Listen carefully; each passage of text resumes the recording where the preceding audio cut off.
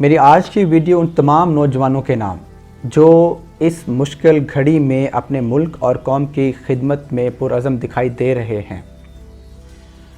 وہ کافی دیر سے ایک موضوع پر بحث کر رہے تھے کہ یہ کرونا وائرس اس دنیا پر اللہ کا عذاب ہے یا آزمائش۔ ایک دوست نے اسے آزمائش قرار دیا اور اپنے اعمال کی اصلاح کے لیے اللہ کی تنبیہ قرار دی۔ باقی دو دوست کرونا وائرس کو اللہ کا عذاب قرار دے رہے تھے اور ان کے نزدیک اس مرض میں مبتلا لوگ گناہ گار تھے۔ میں کافی دیر سے اور بڑے غور سے ان کی بات سن رہا تھا۔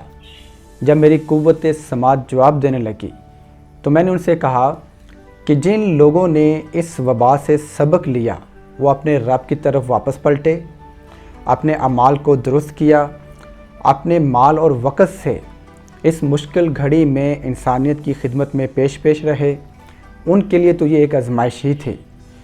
اور جن لوگوں نے اس وبا جیسے سخت دور میں ذخیرہ اندوزی کی، کھانے پینے کی اشیاء کو مہنگا کر دیا، ماسک کے ہی گنا مہنگے کر دیے، آٹے کا حصول مشکل بنا دیا، ادویات کو مہنگا کر کے غریبوں کو پریشان کیا، اور حکومتی اور مذہبی شخصیات کی ہدایات کی دھجیاں اڑاتے ہوئے اپنے ساتھ ساتھ اس معاشرے کے تحفظ کو بھی خطرے میں ڈال دیا، ان لوگوں کے لیے کرونا وائرس واقعی ایک عذاب ہی تھا۔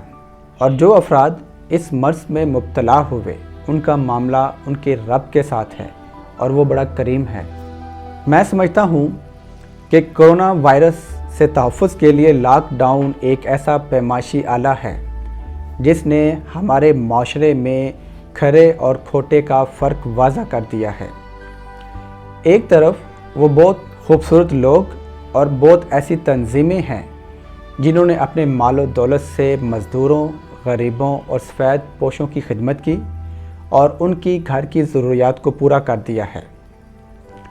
اور مجھے بہت خوشی ہوتی ہے کہ آج ہمارے ملک کے نوجوان اس مشکل گھڑی میں اپنے ملک اور قوم کی خدمت کے لیے پرعزم دکھائی دے رہے ہیں۔